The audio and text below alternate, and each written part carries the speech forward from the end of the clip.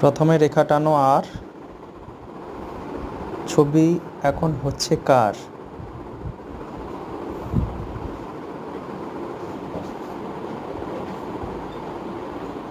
প্রথমে আর লিখলাম,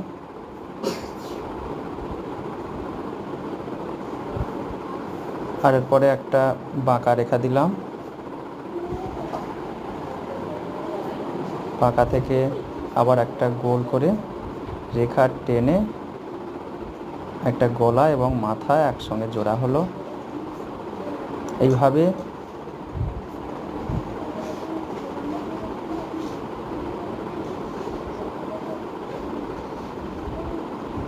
বিভিন্ন রকম ধরে মাথা ঘুরিয়ে সেইভাবে করে রেখা টানা হয়েছে। বিভিন্ন অঙ্গভঙ্গিতে একটা বক আঁকা হলো।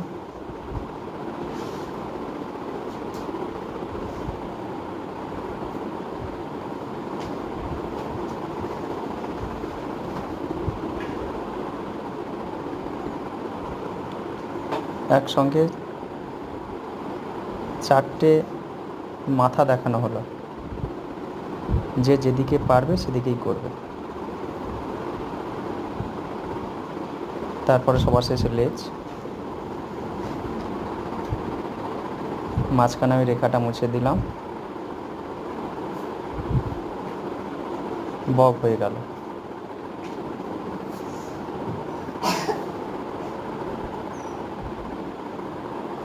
এবার এই বক দিয়ে ময়ূর কিভাবে আঁকবে সেটা তোমরা ভালো করে লক্ষ্য করো।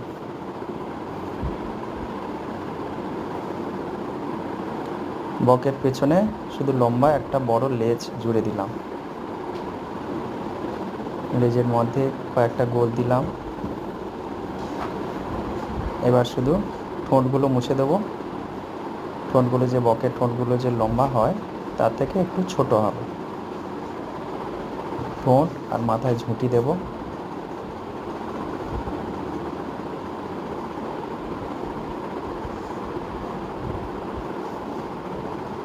এই ঠোঁটগুলো ছোট করে দিলাম। এবার মাথায় ঝুঁটি,